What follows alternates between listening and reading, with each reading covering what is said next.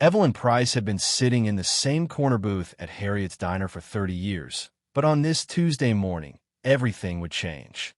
When Carl Brennan stormed in, he saw an easy target in the 72-year-old black woman drinking her coffee alone, someone who would surely give up her seat when commanded, who would cower when confronted. The entire diner watched in frozen silence as his hand cracked across her face, the sound echoing off the walls like a gunshot. What Carl didn't know, what would soon destroy his entire world, was that Evelyn's son was FBI Special Agent Malcolm Price, and this single slap would unravel a criminal empire that controlled their entire town.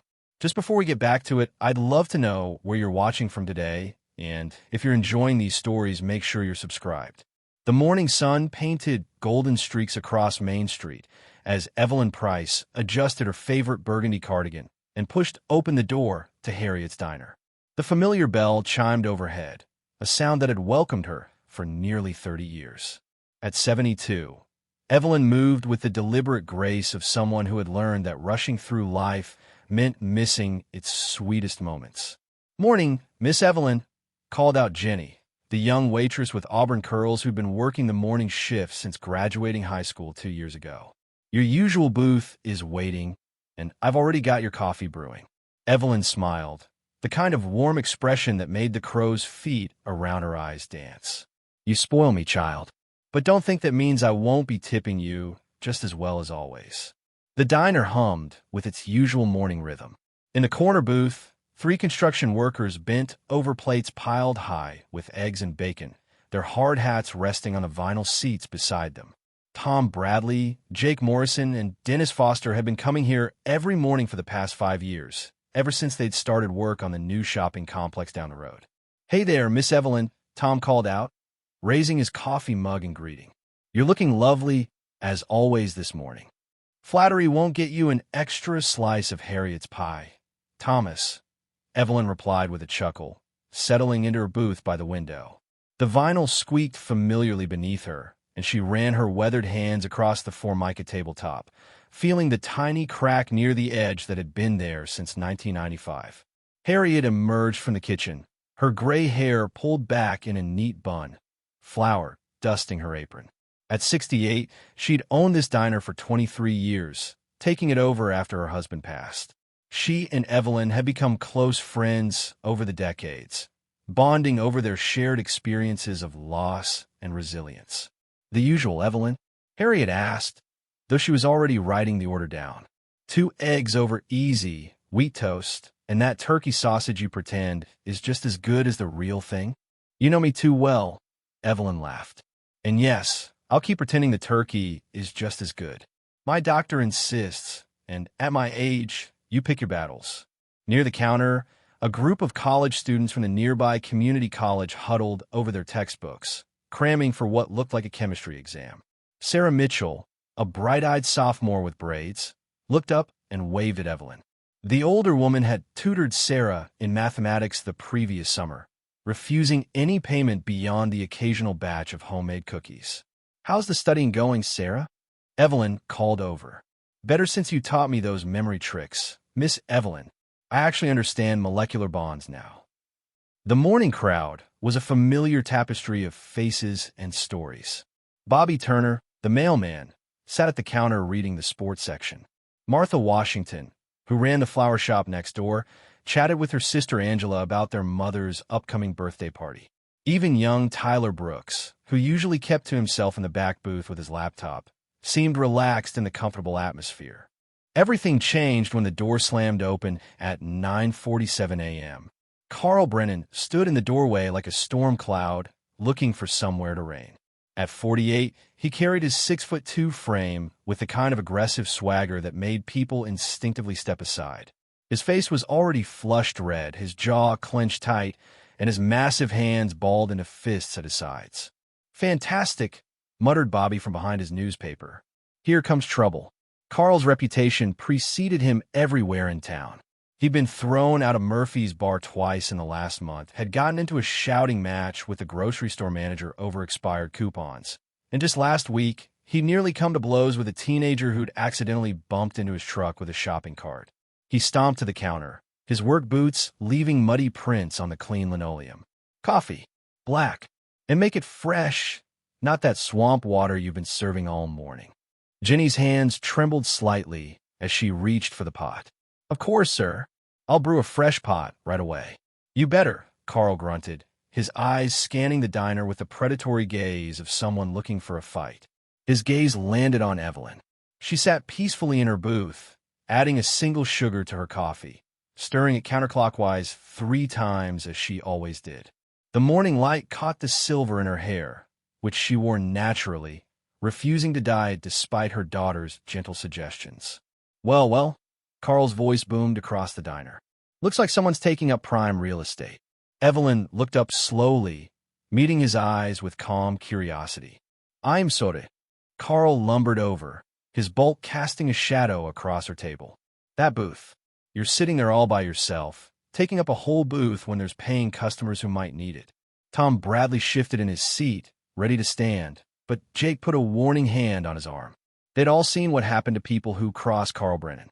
I'm a paying customer, Evelyn replied evenly, her voice carrying the kind of dignity that comes from surviving far worse than one angry man.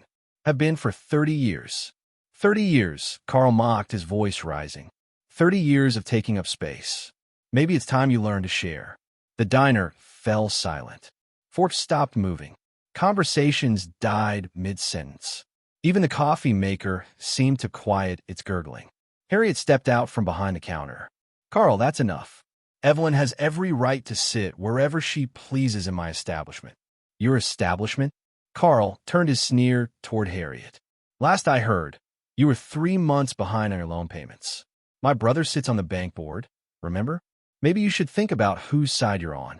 The threat hung in the air like smoke from burnt toast. Harriet's face paled, but she stood her ground. This is still my diner, Carl, and I won't have you harassing my customers.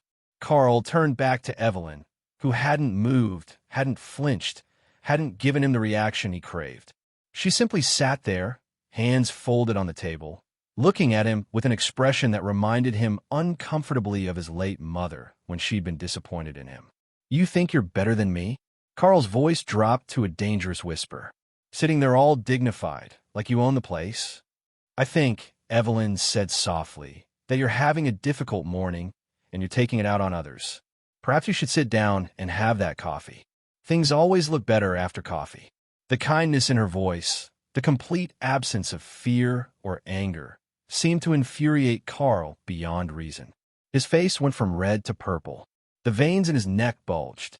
Don't you dare patronize me, you old. He bit off the slur, but everyone knew what he'd been about to say. The ugly word hung unspoken but heard. Sarah Mitchell had her phone out, recording quietly from her table. Tyler Brooks had stopped typing, his fingers frozen over his keyboard. The construction workers were all half out of their seats, waiting to see what would happen next. I asked you nicely to move, Carl said, his voice shaking with rage. Now I'm telling you, get up. Evelyn took a slow sip of her coffee, set the cup down gently, and looked Carl directly in the eyes. No, the word was quiet, simple, and absolutely firm. What happened next seemed to occur in slow motion, though it couldn't have taken more than 2 seconds. Carl's hand moved in a wide arc, fast and vicious. The crack of his palm against Evelyn's cheek echoed through the diner like a gunshot. Evelyn's head snapped to the side. Her coffee cup tipped, spilling brown liquid across the white table. A thin trickle of blood appeared at the corner of her mouth where her teeth had cut her lip. Oh my God! Jenny dropped the coffee pot, and it shattered on the floor. Did he just... Martha Washington couldn't finish the sentence. Tom Bradley was on his feet now, Jake no longer holding it back. Hey, you can't just... Can't what? Carl roared, spinning to face the construction worker. Can't teach someone some respect? She had it coming. But Tom wasn't looking at Carl anymore. He was looking past him, toward the door, where a tall figure had just entered. Evelyn, her hand pressed to her stinging cheek, followed Tom's gaze. A small smile played at the corners of her mouth despite the pain. She whispered, just loud enough for Carl to hear, "You'll regret this." Carl laughed, a harsh bark of sound. Is that a threat, old woman? No, Evelyn said quietly. It's a promise. The bell over the door had chimed, but nobody had heard it over the chaos. Now, in the sudden silence, footsteps could be heard. Measured. Deliberate. The walk of someone who never needed to hurry because they knew exactly where they were going. Malcolm Price stood in the doorway of Harriet's diner, his 6'4" frame filling the entrance. His charcoal gray suit was immaculate, his FBI badge clipped to his belt, catching the morning light. His eyes, the same warm brown as his mother's, took in the scene in one sweeping glance. The spilled coffee, the broken pot on the floor, his mother's reddening cheek, and Carl Brennan standing over her with his fists still partially clenched. The temperature in the room seemed to drop 10 degrees. "Hello, Mom," Malcolm said, his voice carrying a controlled calm that was somehow more terrifying than any shout could have been. "I came to surprise you for lunch. Looks like I'm early." Malcolm Price had seen many crime scenes in his 15 years with the FBI. He'd faced down drug cartels, intercepted human traffickers, and once talked a bomber into surrendering peacefully. But nothing in his training had prepared him for the white-hot rage that flooded his system when he saw the red handprint blazing across his mother's cheek. He moved into the diner with deliberate steps, his Italian leather shoes clicking against the linoleum. Each footfall was measured, controlled, the walk of a man who had learned to channel fury into precision. His eyes never left Carl's face as he approached. "Who did this?" Malcolm's voice was quiet, conversational even, but everyone in the diner heard the steel underneath. It was the voice he used in interrogation rooms, the one that had made grown criminals ask for their lawyers within minutes. The diner remained frozen in tableau. Jenny stood amid the broken glass, her hand pressed to her mouth. The college students huddled together, Sarah still recording with her phone. The construction workers stood ready, unsure whether to intervene or step aside. Then Tyler Brooks, the quiet kid with the laptop, raised a trembling finger and pointed at Carl. Carl puffed out his chest, tried to reclaim the bravado that had been deflating since Malcolm walked in. "Your mother disrespected me. I asked her politely to move, and she refused. Sometimes people need to learn their place." Malcolm stopped 3 feet from Carl, close enough that the other man had to tilt his head back slightly to maintain eye contact. "Their place," Malcolm repeated, as if tasting the words. "And what place would that be exactly?" "Listen, I don't know who you think you are. I told you who I am. Special Agent Malcolm Price, FBI." Malcolm reached into his jacket with slow, deliberate movements and withdrew his credentials, holding them at Carl's eye level. "Badge number 4827. 15 years with the Bureau. Currently assigned to the Organized Crime Division. And son of the woman you just assaulted." Carl's attempt at a dismissive laugh came out as a nervous wheeze. "Assaulted? That a bit dramatic, don't you think? It was just a tap. Barely touched her. A tap." Malcolm's voice dropped even lower.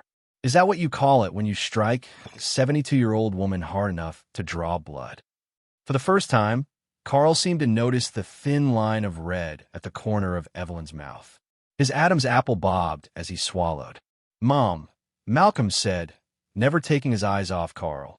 "Do you need medical attention?" "I'm fine, baby," Evelyn replied, her voice steady despite the trauma. "Though I wouldn't mind some ice for my cheek."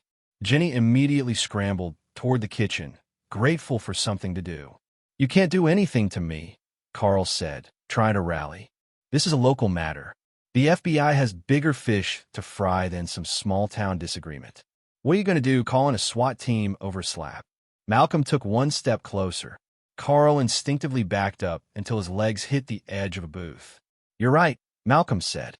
"The FBI does have bigger fish to fry. But you see, when someone assaults my mother, it becomes personal. And when it's personal, I have all the time in the world. Are you threatening me?" Carl's voice cracked slightly.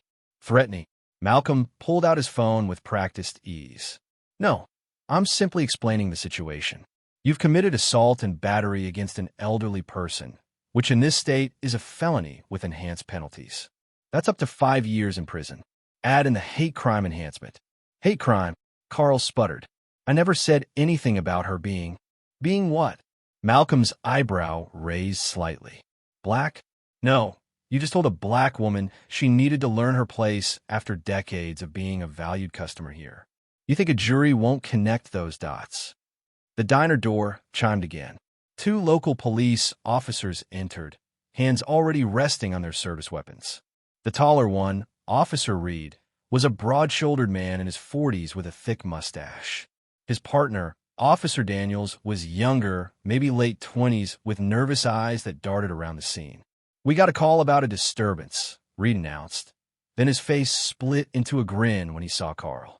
"Carl, what's going on here, buddy?" Malcolm's jaw tightened imperceptibly. "Buddy, this guy's harassing me," Carl said quickly, pointing at Malcolm. "Threatening me, trying to intimidate me. I want him arrested." Reed's eyes narrowed as he looked at Malcolm's expensive suit and confident bearing. "Sir, I'm going to need you to step back." Malcolm slowly turned to face Reed, his FBI credentials still in his hand. "Officer Reed, is it? I'm Special Agent Malcolm Price, FBI. This man just assaulted my mother. I'd like him placed under arrest." Reed barely glanced at the credentials. "Now, let's not get ahead of ourselves. I'm sure this is all just a misunderstanding." "A misunderstanding?" Harriet finally found her voice, stepping forward with her hands on her hips. Carl slapped Evelyn. "We all saw it." Reed waved dismissively. "Harriet, you know how these things can look worse than they are. Carl's a good man, pillar of the community. His family's been here for generations." "So has mine," Evelyn said quietly, but her voice carried. "My grandmother was born in this county in 1898. Does that count, Officer Reed?" Reed's face flushed. "That's not what I meant." "What did you mean, then?" Malcolm asked, his tone dangerously polite. Officer Daniels shifted uncomfortably. "Maybe we should take statements from everyone, Reed. Follow procedure." "I'll tell you what happened," Carl interrupted, his confidence returning with Reed's arrival. "This woman was being disruptive, refusing to follow reasonable requests. I tried to handle it calmly, and maybe I gestured a bit too enthusiastically. My hand might have brushed her face. Accidentally." "Accidentally," Malcolm repeated flatly. "Your hand accidentally made contact with enough force to leave a mark and draw blood." "I don't see any blood," Reed said, though everyone could clearly see the red on Evelyn's lip. Sarah Mitchell stepped forward, her phone held high. "I recorded the whole thing. He hit her. Hard. On purpose." Reed's expression darkened. "Young lady, you need to put that phone away right now." "Why?" Sarah challenged, though her voice shook. "It's evidence. It's a legal recording without consent," Reed said. "I could confiscate that phone and arrest you for wiretapping." "Actually," Malcolm interjected smoothly, "this state is a one-party consent state for recordings in public places. This is a public establishment. The recording is perfectly legal. And if you attempt to confiscate it without a warrant, that would be a violation of the Fourth Amendment." Reed's hand moved to his chest, pressing against Malcolm's suit jacket. "Sir, you need to calm down and let us handle this." Malcolm looked down at Reed's hand, then back up at the officer's face. When he spoke, his voice was winter cold. "Officer Reed, you just made the biggest mistake of your career. Is that a threat?" "No, it's a fact."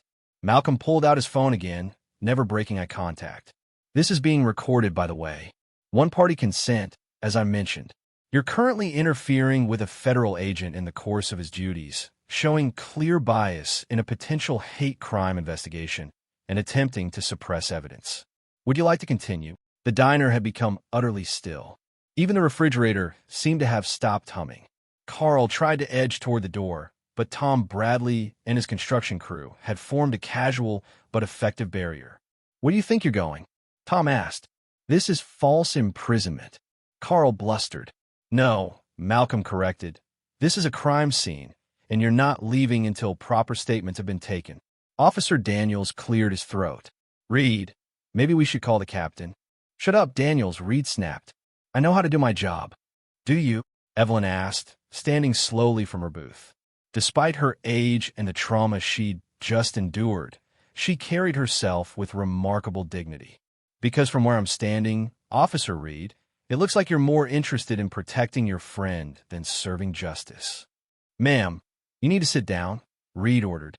"No," Evelyn said, echoing her earlier defiance to Carl. "I don't think I will."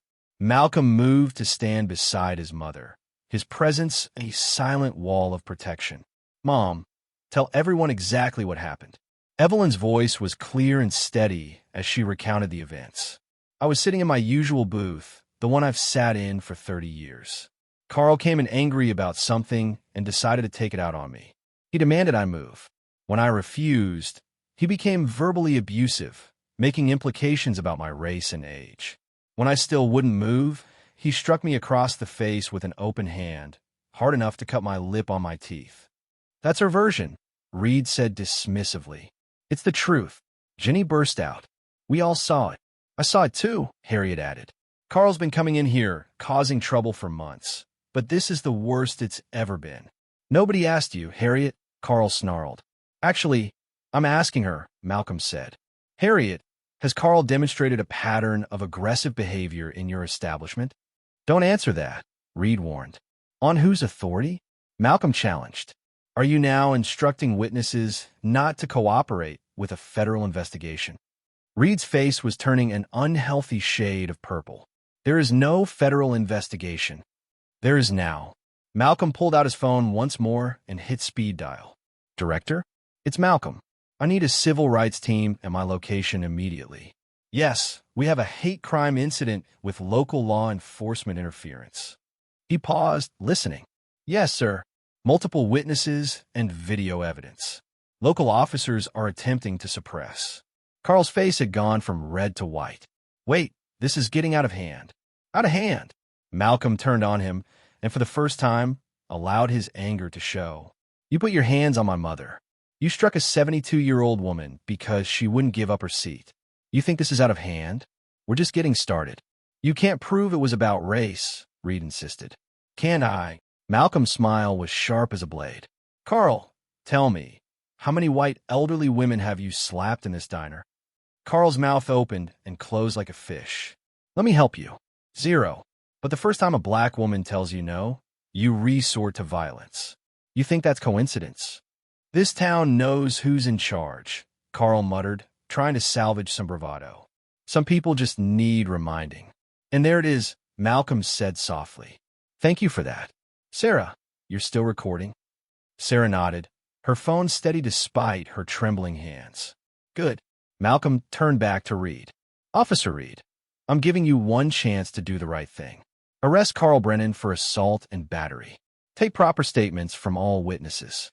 Process this crime scene correctly." Reed crossed his arms. "And if I don't, then by end of business today, the Justice Department will be so far up this department's ass, you'll be tasting federal oversight for the next decade. Every arrest you've ever made will be reviewed. Every complaint that was mysteriously dismissed will be reopened. And your friendship with Carl here will be thoroughly investigated." The silence stretched taut as a wire. Everyone waited to see who would blink first.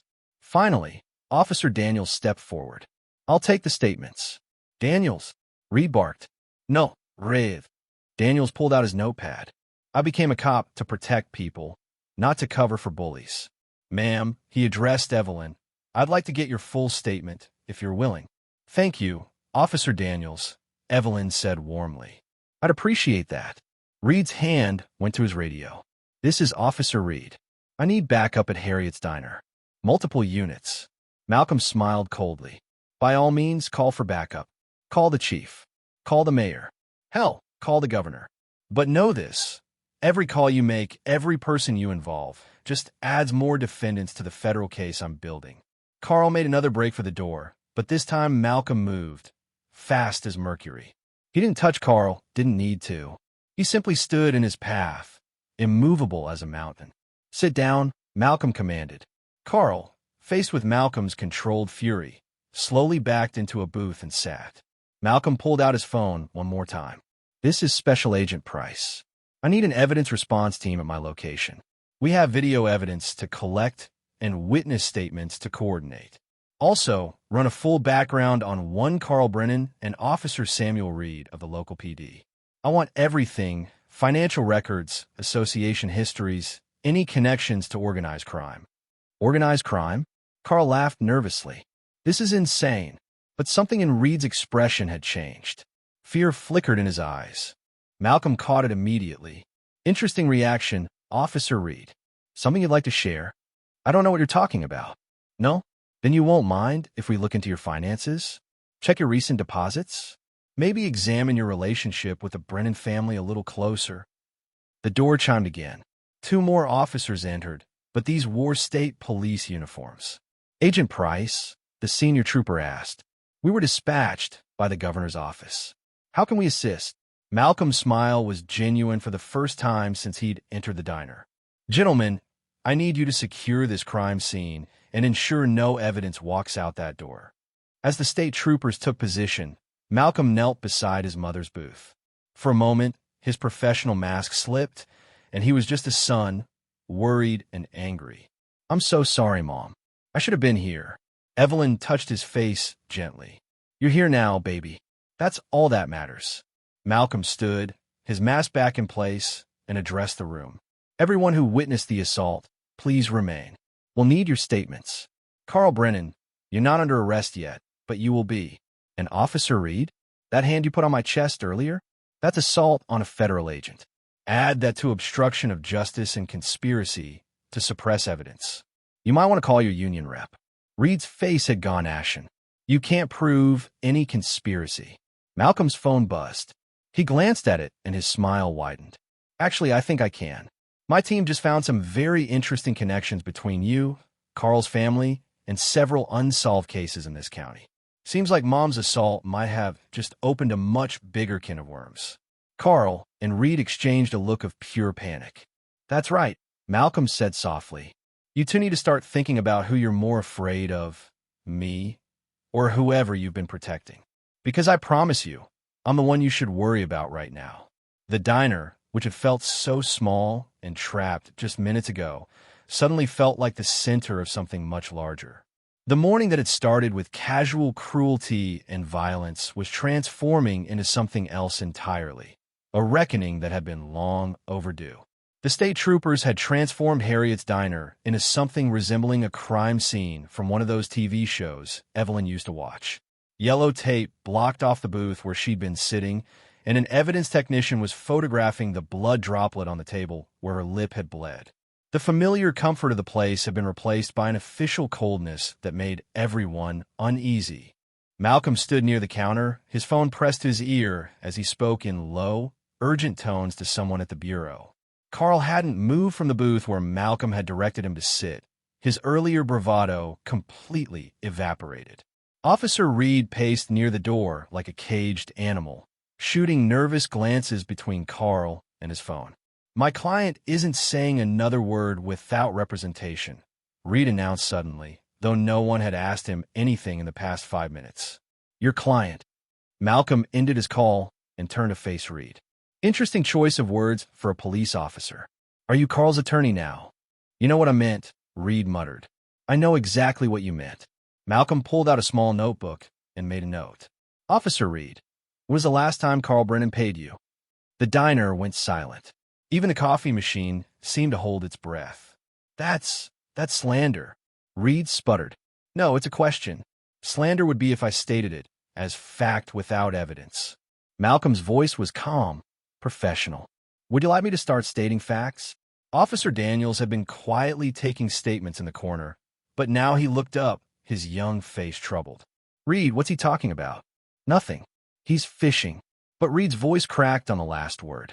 Evelyn had been sitting with Harriet, an ice pack pressed to her cheek, but now she stood and walked over to Malcolm. Baby, I need to tell you something about this town. Things you wouldn't know, being away so long. Mom, you should rest. No. Evelyn's voice carried the same steel it had when she'd refused Carl's demands. People need to hear this. For too long, we've all been quiet about what everyone knows. She turned to address the room. Carl Brennan and his family don't just live in this town. They own it. Or at least, they own enough of it that people are scared to speak up. Carl jumped to his feet. Shut your mouth, old woman. Malcolm moved so fast that Carl was back in his seat before anyone fully registered what had happened. The FBI agent hadn't touched him, had simply shifted his position in a way that made it clear what would happen if Carl tried to stand again. Please continue, Mom, Malcolm said, never taking his eyes off Carl. Carl's brother, William, sits on the town council, Evelyn explained. Another brother, Robert, owns the company that supplies most of the restaurants in town, including this diner.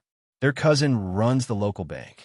And mysteriously, anyone who crosses the Brennan family finds their loans called in, their deliveries stopped, their lives made difficult in 1,000 small ways. Harriet found her courage. She's right. 3 months ago, I refused to let Carl run a poker game in my back room. Suddenly, my produce deliveries started coming late, spoiled. My loan at the bank came up for review. The health inspector showed up 3 times in 2 weeks, finding violations that hadn't existed the day before. That's just business, Carl protested weakly. Is it? Malcolm pulled out his phone and showed the screen to the room. Then why do financial records show regular cash deposits to Officer Reed's account that coincide with dates when complaints against you mysteriously disappeared? Reed's face went white. How did you? You can't access those without a warrant. You're right, I can't. But I can notice when someone is stupid enough to use a banking app on their phone while standing next to an FBI agent. Your screen isn't as private as you think, Reed. It was a bluff, but Reed didn't know that. His hand instinctively went to his pocket where his phone rested. Besides, Malcolm continued, my colleague at the Bureau is very thorough. Amazing what you can find in public records when you know where to look. Like how your house, which you somehow afforded on a cop's salary, was sold to you by a company that traces back to the Brennan family for about 60% of market value. Officer Daniels stepped forward, his hand resting on his service weapon. Reed, tell me he's lying. Reed wouldn't meet his partner's eyes. Sarah Mitchell, who had been recording everything, spoke up. My dad lost his construction business last year after he underbid Carl's cousin for a city contract.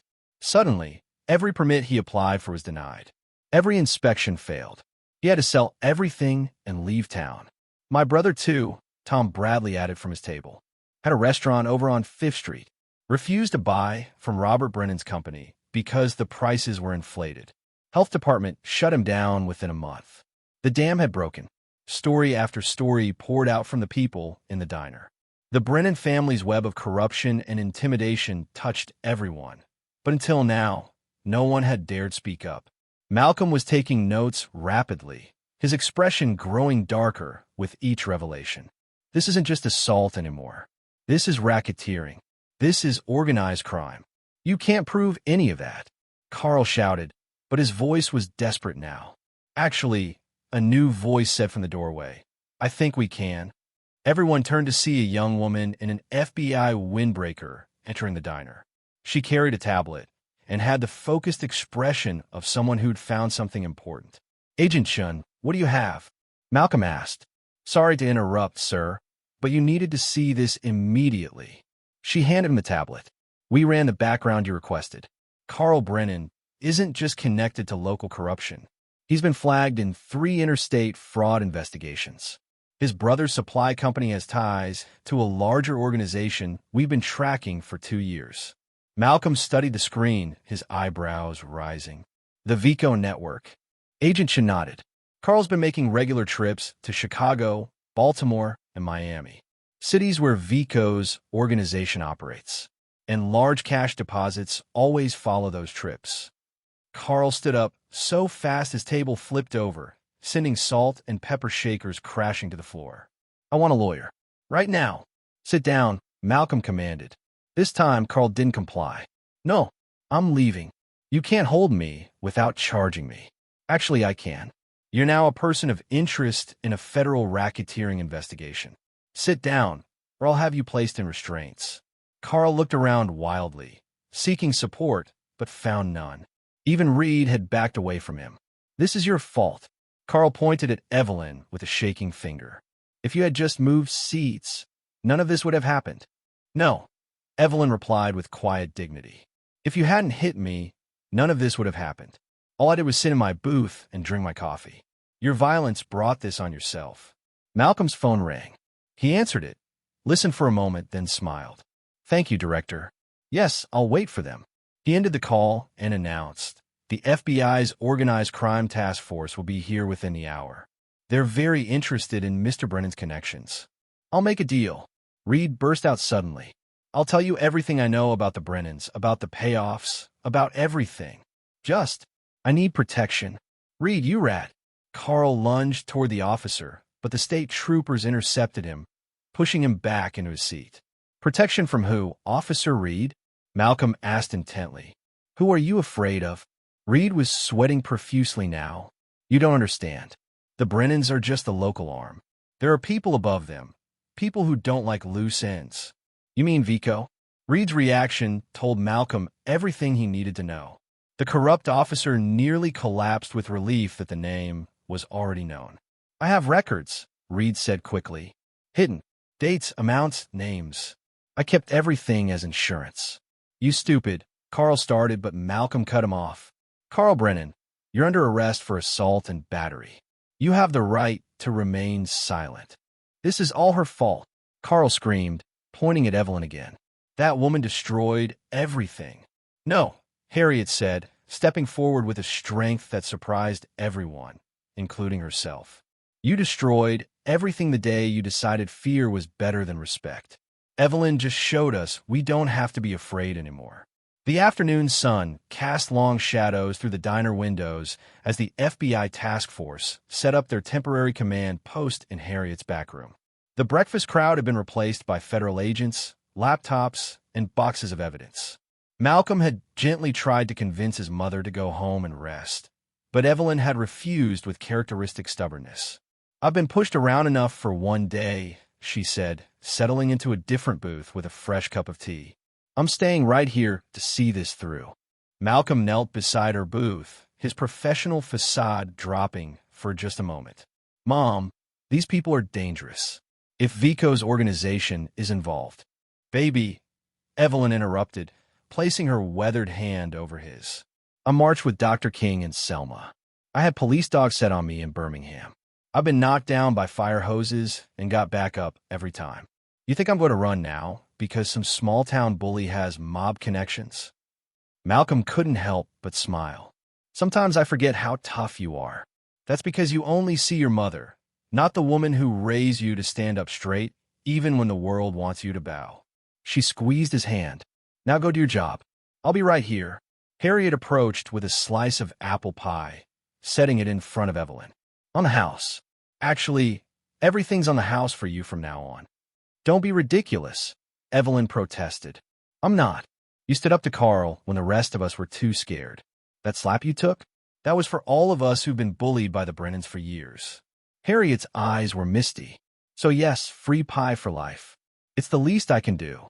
In the corner, Agent Chun was working with Sarah Mitchell to transfer the video from her phone. This is excellent quality, Chun said. You can see everything clearly. The approach, the verbal confrontation, the strike. This alone would convict him. Will I have to testify?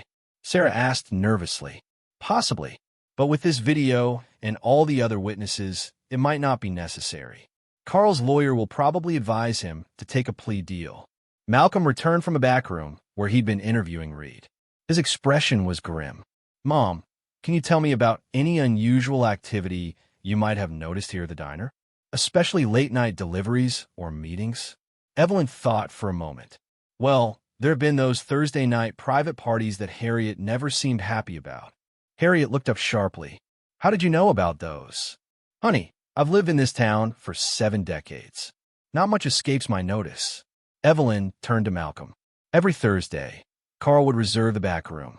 Said it was for a poker game, but trucks would pull up to the loading dock. Big ones, not the usual delivery vans. What kind of trucks? Malcolm asked, pulling out his notebook. Refrigerated trucks, like the ones that deliver to grocery stores. But here's the strange part. They'd leave fuller than they arrived. Agent Chin looked up from her laptop. Money laundering. They were probably using the diner as a waypoint. Dirty money comes in with fake invoices for food supplies. Clean money goes out as payments to shell companies. Harriet sank into a chair. Oh my God, they were using my diner for. I had no idea.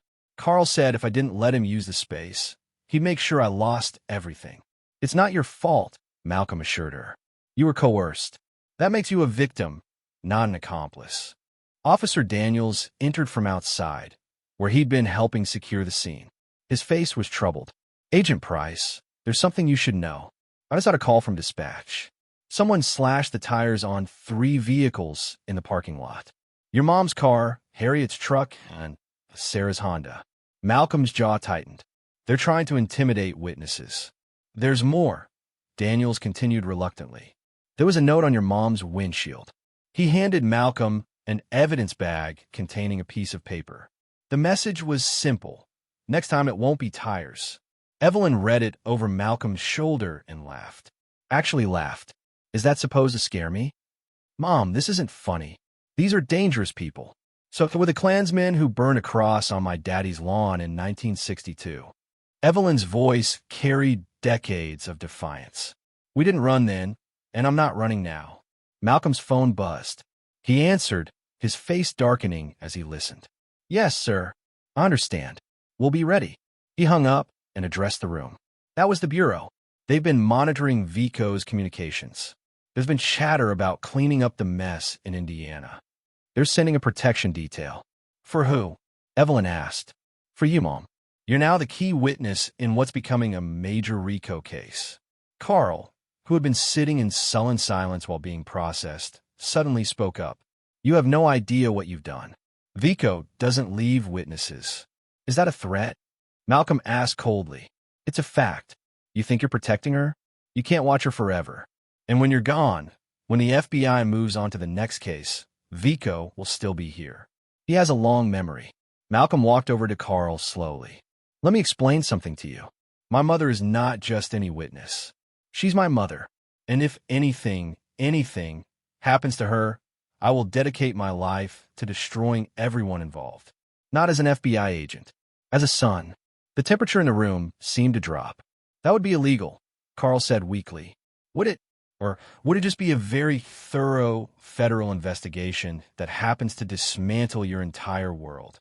Every business your family owns, audited. Every transaction, scrutinized. Every association, investigated. Your children won't be able to get a parking ticket without federal agents knowing about it. A knock at the door interrupted the tension. Officer Daniels admitted a tall, thin man in a rumpled suit carrying a briefcase. I'm Attorney Alan Fitzgerald, the man announced. I'm here to represent Carl Brennan. About time, Carl muttered. Fitzgerald surveyed the scene with sharp eyes. I'd like a private word with my client. Of course, Malcolm said. Officer Daniels, please escort Mr. Brennan and his attorney to the back office. Make sure the recording equipment is turned off. As Carl was led away, he turned back one more time. This isn't over. You're right, Malcolm replied. It's just beginning. Once Carl was gone, Malcolm turned his attention back to the investigation. Agent Shun, what have you found on the financial records? It's extensive, sir. The Brennan family has been moving money through at least 15 different businesses in town. The diner was just one node in a larger network, and it all traces back to Vico. Eventually, yes, but there are layers. Shell companies, offshore accounts. This is sophisticated stuff. Evelyn had been listening quietly, but now she spoke up. There's something else. Something I haven't told anyone. Everyone turned to look at her. Last month, I was having coffee here early one morning. Earlier than usual, around 5 a.m. I couldn't sleep. She paused, gathering her thoughts. A man came in. Well-dressed, expensive suit. Not from around here. He met with Carl and Robert Brennan in the back booth. Can you describe it? Malcolm asked. Hispanic, maybe 45, 50. Silver hair, very distinguished looking. Had a scar on his left hand, shaped like a crescent moon. Agent Chin's fingers flew over her laptop keyboard. After a moment, she turned the screen toward Evelyn. Is this him? Evelyn leaned forward, adjusting her glasses. Yes, that's him. Chun and Malcolm exchanged looks. That's Marco Vico himself. He was here in person, which means this operation is more important to him than we thought, Malcolm said. Mom, did you hear any of their conversation? Bits and pieces. They mentioned something about expanding the network and the Chicago shipment. And Carl seemed nervous, kept apologizing for some kind of delay. The delay was probably because of increased scrutiny from state police, Chin suggested. There have been more patrols on the interstate lately. Harriet suddenly gasped. Oh my God, the renovation. What renovation? Malcolm asked. Last year, Carl insisted on paying for a renovation of my back room and storage area. Said it was an investment in the community. But they did strange things, reinforced the floors, installed a new ventilation system, added a second loading dock door. I thought it was excessive for a small diner. Malcolm and Chun exchanged another look. They were preparing it for larger operations. Maybe drug storage or money counting. The pieces were falling into place, painting a picture of corruption that ran deeper than anyone had imagined. The simple assault on an elderly woman had pulled a thread that was unraveling an entire criminal enterprise. As the afternoon wore on, more agents arrived. The diner's parking lot filled with black SUVs and unmarked cars. Neighbors gathered across the street, whispering and pointing. The local news van pulled up, reporter and camera, crew jumping out. "Mom," Malcolm said, "things are about to get very public. Are you ready for that?" Evelyn stood, straightening her cardigan. "I've been ready my whole life. The question is this town ready for the truth?" Through the window, they could see Carl being led out in handcuffs toward a federal vehicle. He kept his head down, no longer the swaggering bully who had entered the diner that morning. Officer Reed was escorted out separately, his police badge and gun already confiscated. As he passed the window where Evelyn stood, he mouthed the words, "I'm sorry." Evelyn just nodded, her expression unreadable. "This is far from over," Malcolm said, watching the vehicles pull away. "Vico won't let this slide. We need to be prepared for retaliation. Then we'd better make sure we hit them first," Evelyn said with steel in her voice. "And hit them so hard they can't get back up." Malcolm looked at his mother with a mixture of pride and concern. "You know, this makes you a target." "I've been a target all my life, baby. For being black, for being a woman, for being poor, for getting educated, for speaking up. At least this time, I've got the FBI on my side." As evening approached, Harriet's diner had been transformed from a crime scene into a command center for what was shaping up to be one of the largest organized crime investigations the region had seen. And at the center of it all sat Evelyn Price, calmly sipping her tea, the woman whose simple act of dignity in the face of violence had brought down a kingdom of corruption. The war with Vico was coming. But for the first time in years, the good people of the town had hoped that they might actually win. The next morning arrived with an unseasonable chill that had nothing to do with the weather. Malcolm hadn't slept, spending the night coordinating with the FBI task force from his makeshift command center at the local Holiday Inn. He'd insisted his mother stay in the adjoining room, with 2 agents posted outside. Evelyn emerged from her room at 6 a.m. sharp, dressed in her Sunday best despite it being Friday. "I want to go to the diner," she announced. "Mom, that's not safe right now," Malcolm protested, looking up from his laptop where crime scene photos filled the screen. "That diner has been part of my routine for 30 years. I won't let them take that from me, too." Agent Shin looked up from her surveillance monitors. "Ma'am, we've intercepted communications suggesting Vico's people are already in town. 3 vehicles with Chicago plates were spotted near the interstate exit last night." "Good," Evelyn said, surprising everyone. "Let them see I'm not hiding." Malcolm's phone rang before he could argue. His face darkened as he listened. "We'll be right there." "What happened?" Evelyn asked, though something in her son's expression told her she already knew. "Harriet's diner. Someone firebombed it last night." The ride to the diner was silent, except for the crackle of FBI radios. When they arrived, the devastation was complete. The front windows were blown out, black soot streaked up the walls, and smoke still drifted from the charred interior. Harriet stood in the parking lot, tears streaming down her face as she surveyed the destruction of her life's work. 23 years, she whispered when she saw Evelyn. 23 years of memories gone. Evelyn pulled her friend into a tight embrace. "Buildings can be rebuilt. What matters is you're safe." Fire Chief Robert Anderson approached Malcolm with a grim expression. "Definitely arson. Accelerant patterns consistent with Molotov cocktails. 3 of them, thrown through the windows around 3 a.m. Security cameras?" Malcolm asked. "Destroyed in the fire." "But," Anderson pulled out his phone. "The bank across the street has a camera that caught something." The grainy footage showed 2 figures in dark hoodies approaching the diner. One was notably tall, and moved with a slight limp. Malcolm made note of it. Officer Daniels arrived, out of uniform, but clearly agitated. "Agent Price, you need to know, Reed's missing." "What do you mean missing?" "He was supposed to turn over those records he mentioned yesterday. His wife called this morning. He never came home last night. His car was found abandoned by the reservoir." Malcolm's jaw tightened. They'd moved faster than expected. Either Reed ran, or Vico's people got to him first, Chin finished. Sarah Mitchell appeared, having walked from her apartment nearby. Her face was pale, but determined. "Agent Price, I've been getting calls all night. Blocked numbers. They just breathe and hang up. We'll put a protective detail on you, too," Malcolm assured her. "No," Sarah said firmly. "I'm not backing down.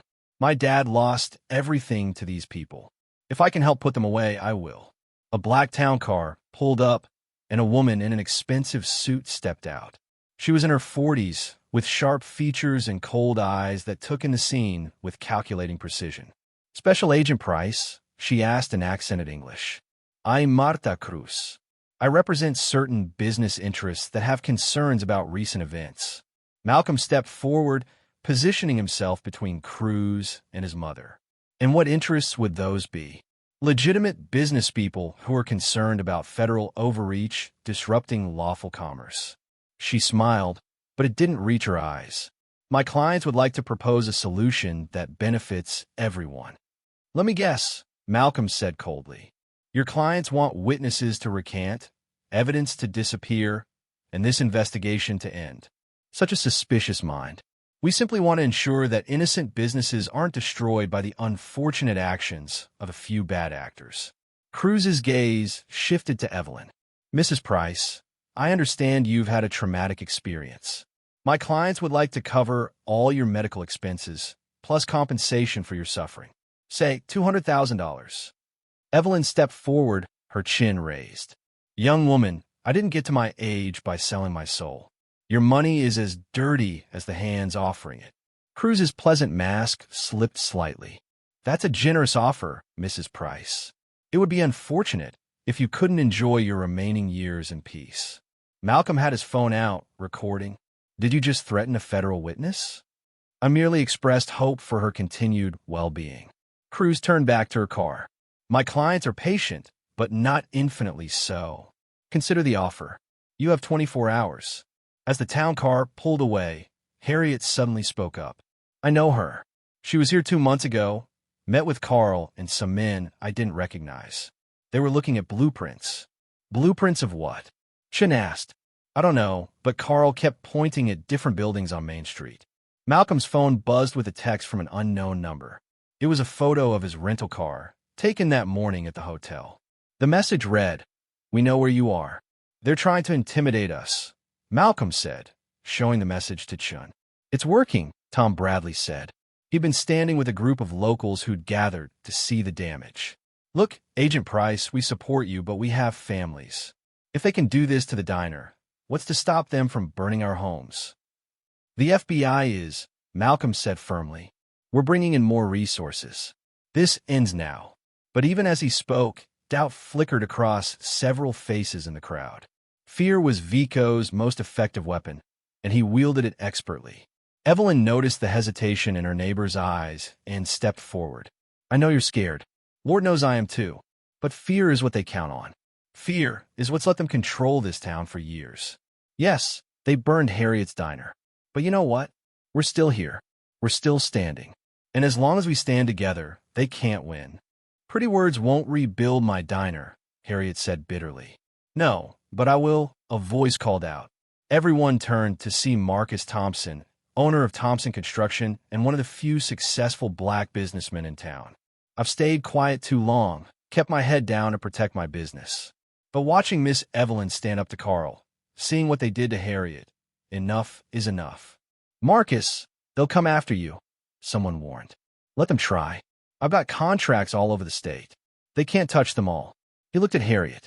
"We'll rebuild better than before. And this time, we'll install cameras they can't destroy." The crowd began to murmur, a shift in energy palpable. Malcolm seized the moment. "The FBI is establishing a witness protection program for anyone who comes forward with information. We're also working with state police to increase patrols. Vico thinks he can scare you into silence, but every threat he makes, every crime he commits, just adds to his eventual prison sentence. Agent Chen's tablet chimed. She looked at it, her eyes widening. Sir, we got something. The forensic accountants found a pattern in the financial records. There's a major money transfer scheduled for tomorrow night. Over $3 million, routed through the Brennan Supply Company. Where? The warehouse on Industrial Drive. The one Robert Brennan owns. Malcolm thought quickly. If we can catch them in the act, with that much money, it would be enough to bring down the entire network, Chen finished. But Evelyn was watching the crowd, reading faces she'd known for decades. There's an informant, she said quietly to Malcolm. Someone here is reporting back to them. Malcolm followed her gaze, noting who seemed too interested, who was texting, who kept glancing at their phone. Mom, what makes you think? 72 years of reading people, baby. Look at Dennis Foster. He's been sweating since Cruz left, and he keeps checking his phone. Malcolm studied the construction worker who'd been friendly to his mother just yesterday. Foster was indeed nervous, his eyes darting between his phone and the FBI agents. Chun, Malcolm said quietly, run a financial check on Dennis Foster. As Chun worked, Officer Daniels returned from his patrol car. Agent Price, I just heard from dispatch. They found Reed. Alive. Daniels shook his head. Floating in the reservoir. Coroner's preliminary assessment is drowning, but there are signs of struggle. The crowd gasped. The stakes had just become deadly real. They killed a cop, someone whispered. But yes, they killed him, which means they're desperate. Desperate people make mistakes. Foster suddenly broke from the crowd, walking quickly toward his truck. Malcolm nodded to the state troopers, who intercepted him. Going somewhere, Mr. Foster? Malcolm asked. I need to get to work, Foster stammered. At a burned-down construction site? That's interesting, since the foreman told me yesterday that project was suspended. Malcolm stepped closer. How much are they paying you, Dennis? Foster's shoulders sagged. They said they'd hurt my kids if I didn't tell them what was happening. When did they approach you? Last night. After Carl got arrested. A man came to my house, showed me pictures of my children at school. Said all I had to do was keep them informed. Evelyn approached Foster with sympathy rather than anger. Dennis, we've known each other for years. Your daughter played piano at my church. These people are using your love for your children against you. I'm sorry, Miss Evelyn. I'm so sorry. Help us, Malcolm said. Become a double agent. Feed them what we want them to know. Foster looked terrified but slowly nodded. Before sunrise the next morning, Malcolm stood in a borrowed warehouse that had been converted into a tactical command center. A massive corkboard dominated one wall, covered with photos, financial documents, and red string connecting the various players in Vico's network. At the center was a photo of Marco Vico himself, the scar on his hand circled in red marker. All right, people, listen up. Malcolm addressed the assembled team of FBI agents, state troopers, and trusted local officers, including Daniels. Tonight's the night. We have confirmation that $3 million in cash will be at the Brennan warehouse for approximately 1 hour between 10 p.m. and midnight. Agent Shin pulled up satellite imagery on the main screen. The warehouse has 4 entrances. Loading dock here, main entrance here, and 2 emergency exits. We'll need to cover them all. What about Foster? Daniels asked. Is he playing his part? He fed them information about a fake raid planned for tomorrow afternoon. Malcolm confirmed. They think they have plenty of time. In the corner, a tech specialist named Agent Kim worked at a computer station. I've tapped into their communication network. They're using encrypted phones, but we've broken the code. Vico himself is coming to oversee the transfer. Malcolm felt his pulse quicken. Vico will be there personally? Confirmed. He doesn't trust his lieutenants after Carl's arrest. He wants to supervise the extraction of assets before abandoning the Indiana operation. Evelyn entered the warehouse, accompanied by her protection detail. Despite Malcolm's protests, she'd insisted on being present for the planning. Mom, you shouldn't be here, Malcolm said. This started with me. I should see how it ends. She looked at the board, studying the connections. There's something you're missing. What do you mean? She pointed to a section of the board showing local businesses. The Brennan family owns 15 businesses, but you've only identified 14 as part of the money laundering. Chen checked her files. She's right. The 15th is a small printing shop on Oak Street. Printing? Malcolm frowned. What would they need? His eyes widened. Counterfeit documents. Fake IDs, shipping manifests, invoices. We need eyes on that shop, Chen said, already pulling up surveillance requests. Officer Daniels cleared his throat. There's something else. I've been going through Reed's desk, looking for those records he claimed to have. I found this. He held up a small notebook. It's in code, but there's a pattern. Dates and initials going back 3 years. Malcolm took the notebook, flipping through it. This could be a record of bribes. If we can crack this code.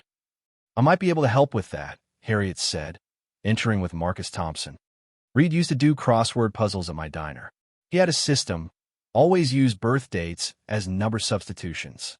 As the team worked on decoding Reed's notebook, Foster arrived, visibly shaking. They want me to confirm the FBI's movements, he said. What do I tell them? Malcolm thought quickly. Tell them we're focused on the Chicago connection. Say you overheard us planning to intercept shipments at the state line. That should make them feel safe about tonight's transfer. Foster nodded and made the call, his hands trembling as he delivered the misinformation. Malcolm listened on speaker as Cruz's voice responded. Good. Keep your eyes open. After tonight, you'll be rewarded for your loyalty. When Foster hung up, he looked ill. She's lying, isn't she? They're going to kill me once this is over. Probably, Malcolm said bluntly, which is why you're going into protective custody as soon as this operation is complete. As the day progressed, pieces fell into place. The printing shop was confirmed as producing fake documents. Surveillance caught 2 of Vico's lieutenants entering with boxes of papers to be destroyed. The decoded notebook revealed an extensive network of bribes reaching into the state police, the mayor's office, and even a federal judge. This is huge, Chen breathed. This could bring down half the power structure in 3 counties. At 8 p.m., the teams moved into position. Malcolm rode in the lead vehicle with Chun and Daniels. Evelyn, despite all protests, was in a mobile command unit 3 blocks away. All units, check in, Malcolm said into his radio. One by one, the teams confirmed their positions. Snipers on adjacent rooftops. Entry teams at each door. State police blocking potential escape routes. At 9:47 p.m., the first vehicle arrived at the warehouse. Robert Brennan stepped out, looking around nervously before unlocking the main door. Target 1 has arrived, the surveillance team reported. More vehicles followed. Carl's lawyer, Fitzgerald, arrived with a briefcase. Cruz stepped out of her town car with 2 bodyguards. Then, at 10:15, a black SUV with tinted windows pulled up. Marco Vico emerged, his silver hair catching the streetlight. Even from a distance, the crescent scar on his hand was visible as he gestured to his men. Primary target confirmed, Malcolm whispered. All units stand by. Inside the mobile command unit, Evelyn watched the feeds from multiple cameras. Her heart raced as she recognized the man from the diner, the one whose presence had made even Carl nervous. The warehouse doors opened, and the group disappeared inside. Thermal imaging showed 12 people total in the building. They're moving to the central storage area, Agent Kim reported. I'm picking up lots of metal, probably the cashing cases. Malcolm made the call. All units, prepare to breach on my signal. But then something unexpected happened. Another vehicle arrived, this one familiar. It was the mayor's personal car. Abort, Chen asked. Negative. This just gets better. The mayor's now part of the crime scene. Malcolm smiled grimly. All units, we go on my mark. 3, 2, 1. Execute. The warehouse erupted in controlled chaos. Flashbang grenades went off as entry teams breached all 4 doors simultaneously. FBI. Nobody moved. Through the cameras, they watched as Vico's men scrambled, some reaching for weapons, others trying to flee. But the FBI's coordination was perfect. Within 60 seconds, everyone was on the ground in restraints. Malcolm entered with the second wave, his weapon drawn but unnecessary. The scene before him was everything they'd hoped for.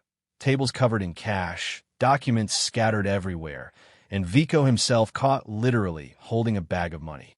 "Marco Vico," Malcolm announced, "you're under arrest for racketeering, money laundering, conspiracy to commit murder, and about 30 other charges we'll sort out downtown."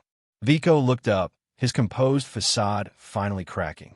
"You have no idea what you've done. The people I work for. We'll find someone else to run their Midwest operations. You're done." As suspects were let out in handcuffs, Malcolm noticed Cruz trying to slip something into her mouth, probably a phone number or contact information she wanted to destroy. "Stop her," he commanded. Daniels moved quickly, forcing Cruz's mouth open and extracting a small piece of paper.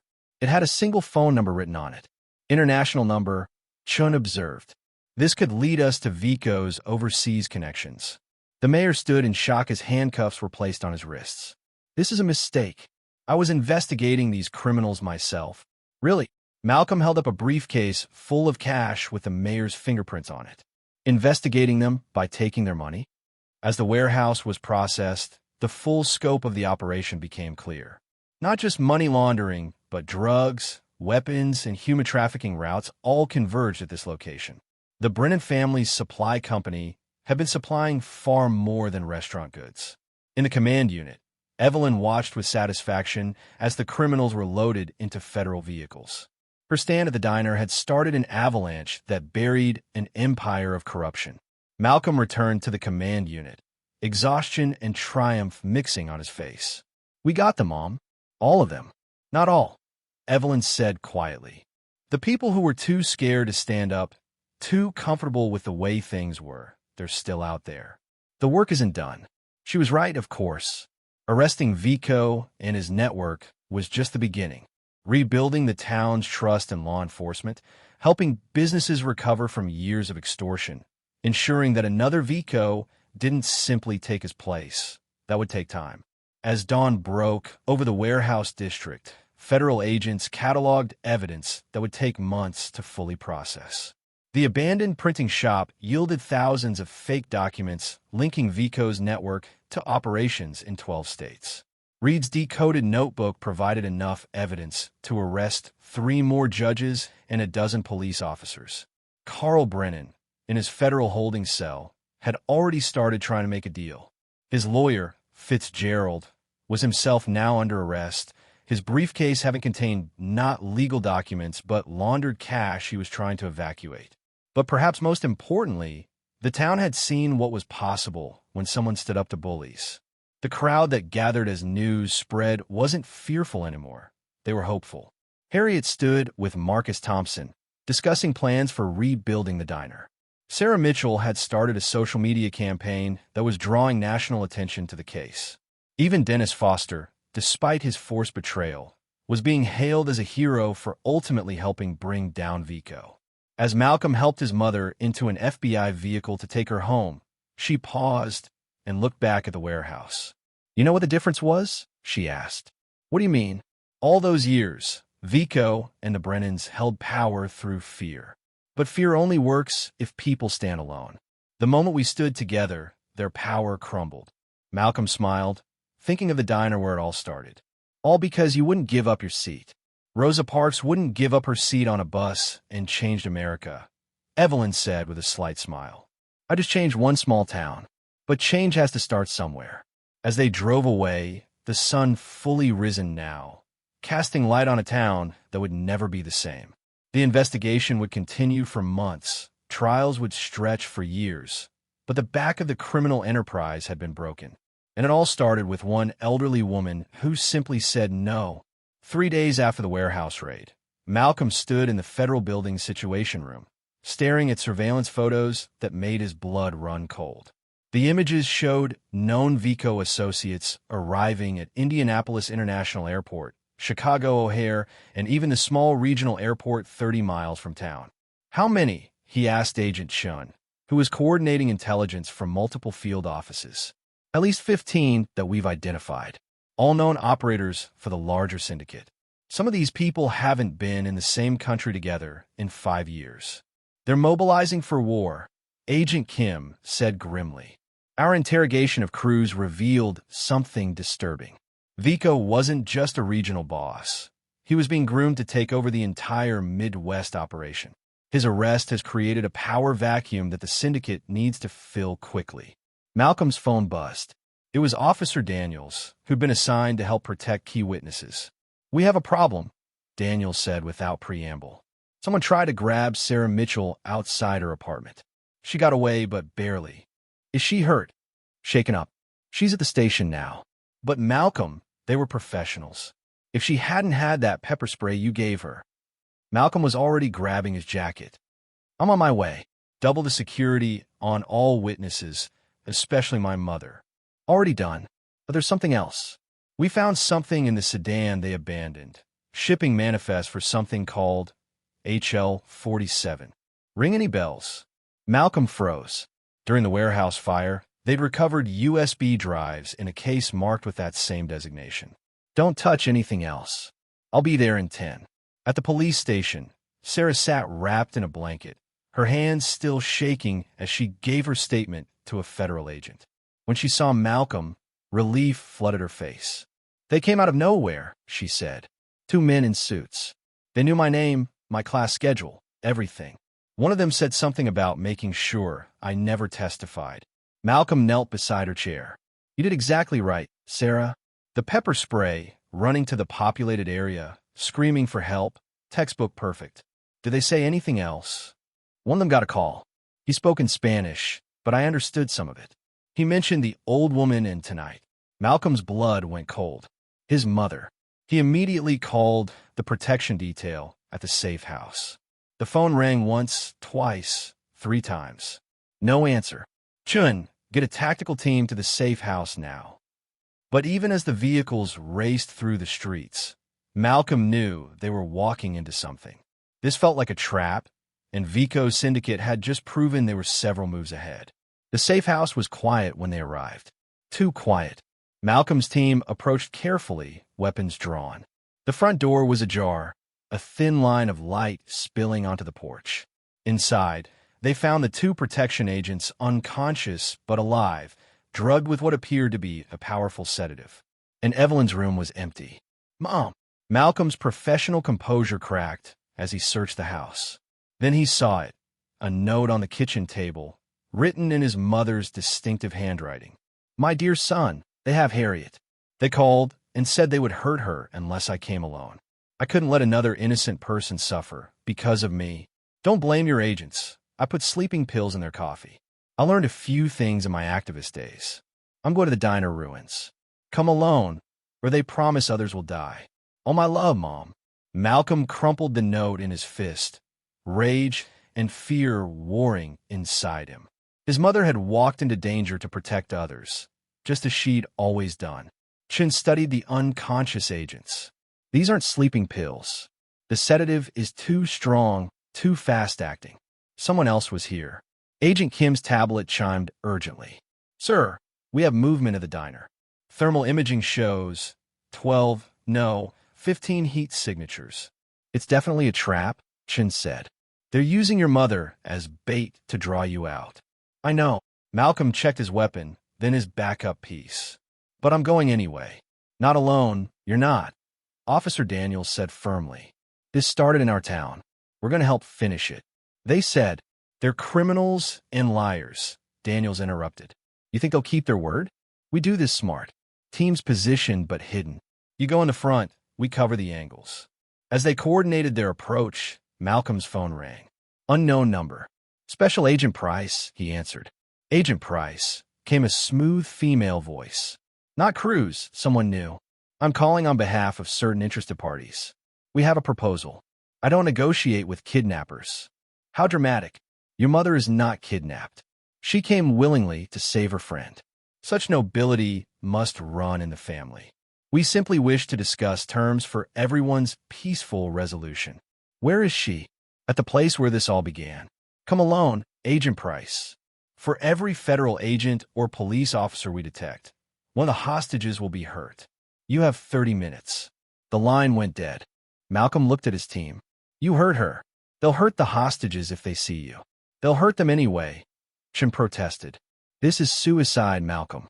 "Maybe, but I know my mother. She's got something planned. She didn't survive the civil rights era by being helpless. He pulled out a small device from his desk. This is a microtransmitter, FBI Tech Division's latest toy, completely undetectable by standard scanning equipment. You'll hear everything. As Malcolm drove toward the diner alone, he thought about all the times his mother had stood up to danger. The stories she'd told him about facing down police dogs, enduring fire hoses, standing firm when others ran. She'd taught him that courage wasn't the absence of fear, it was doing what was right despite the fear. The diner's burned-out shell looked like a wound in the earth under the harsh glow of portable work lights the syndicate had set up. Malcolm could see figures moving inside what remained of the structure. He parked in the same spot his mother had that morning. Was it really only 3 days ago? As he approached, 2 men emerged from the shadows, both armed with military-grade weapons. Agent Price. Arms up. You're going to be searched. Malcolm complied, letting them find his service weapon and backup piece. They missed the microtransmitter woven into his collar. Inside the ruined diner, a surreal scene awaited. Someone had cleared a space in the debris and set up folding chairs in a rough circle. Evelyn sat in one, her hands zip-tied, but her posture straight and dignified.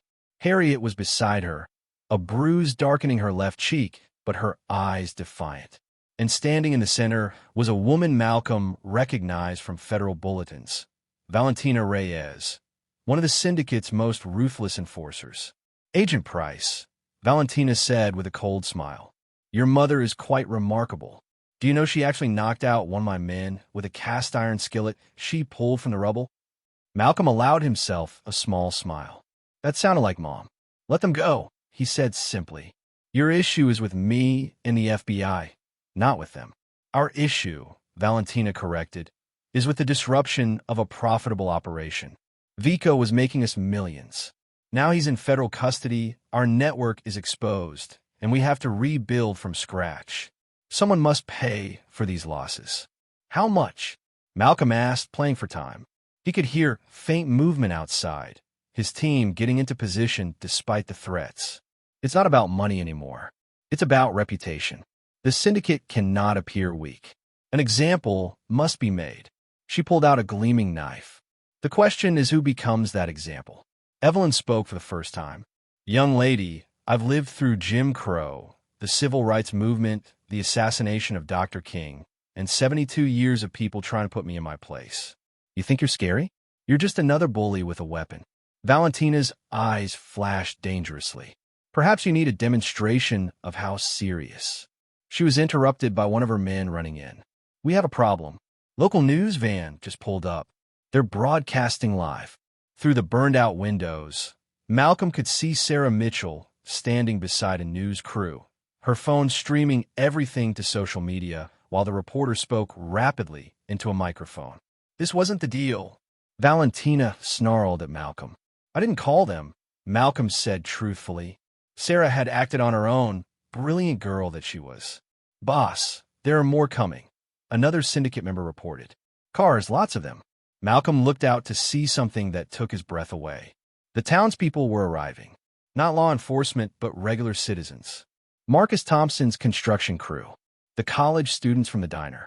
Tom Bradley and the workers. Even Dennis Foster, despite being in protective custody, had somehow gotten word and come. They weren't armed, weren't threatening.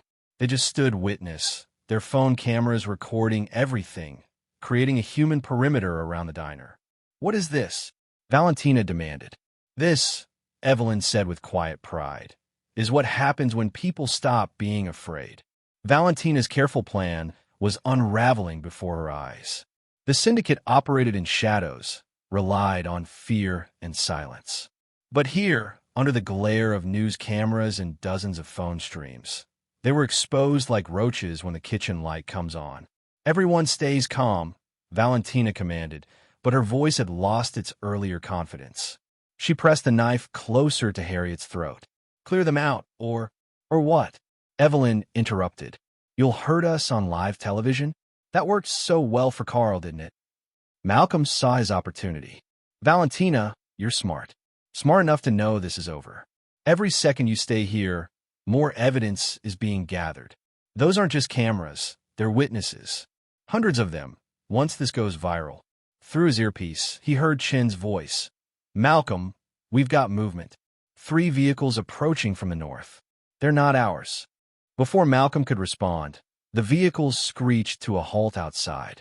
The doors opened, and out stepped Director Harrison from the FBI's Organized Crime Division, along with a full tactical team. Agent Price, the director called out, his voice carrying through a megaphone. We have the area surrounded.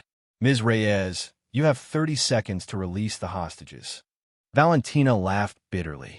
You think I'm afraid of prison? I'll be out in 5 years, maybe less.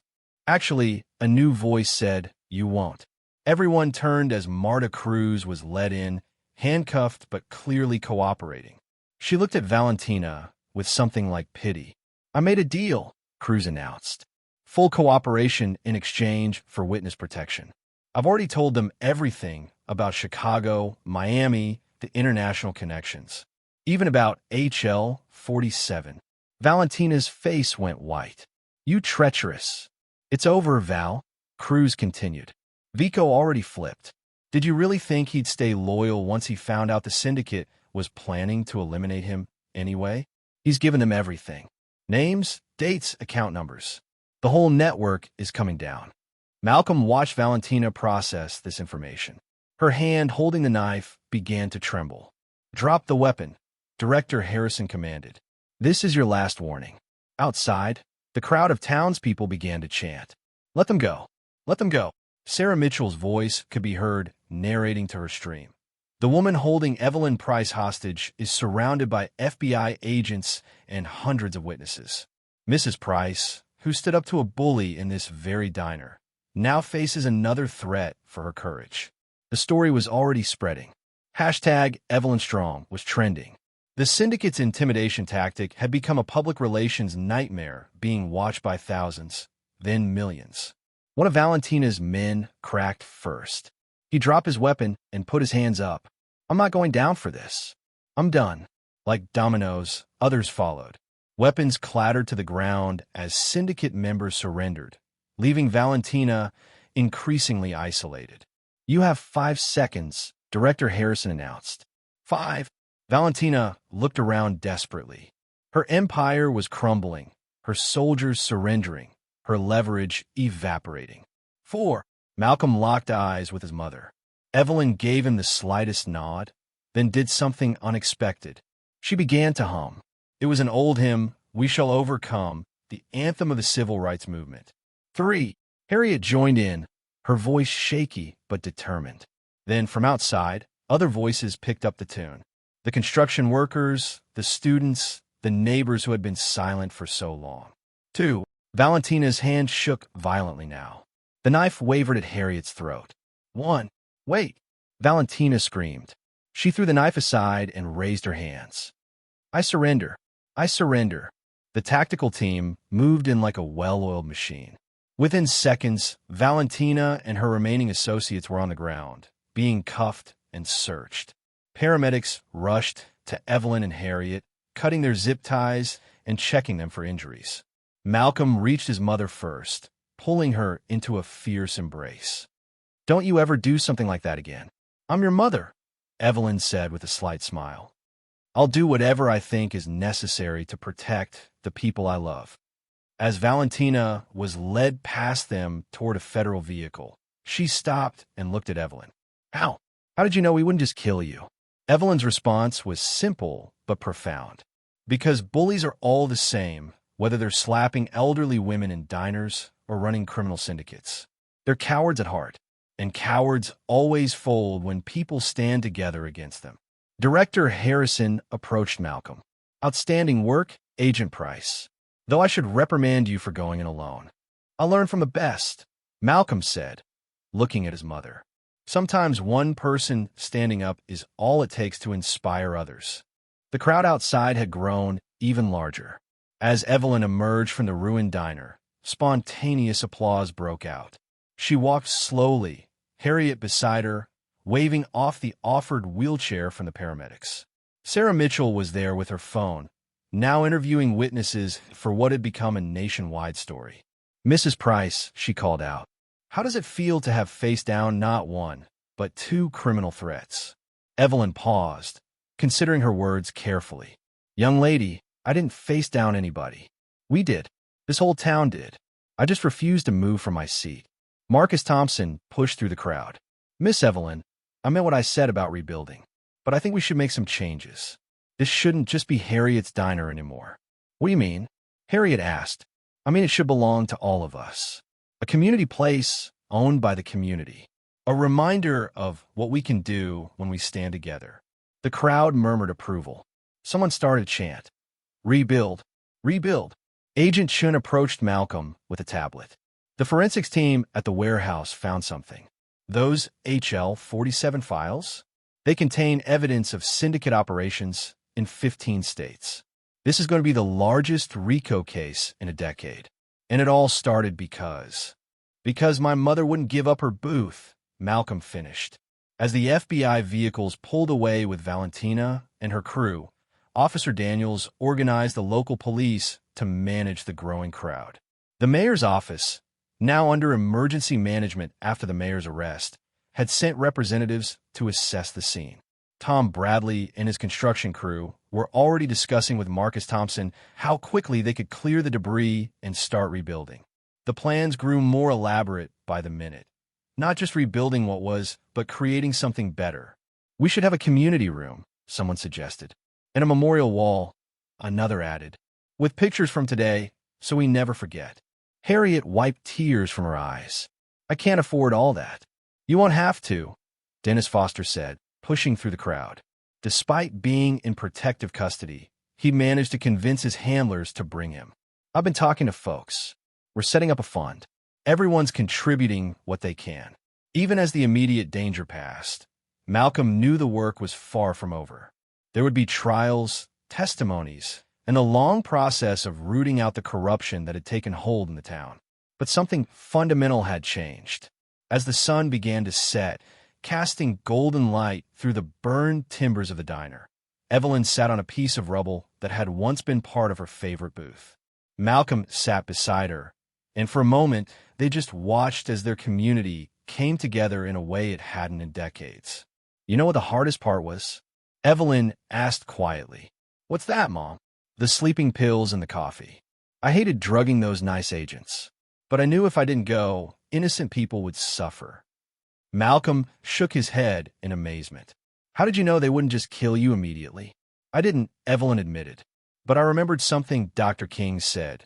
The ultimate measure of a man is not where he stands in moments of comfort and convenience, but where he stands at times of challenge and controversy.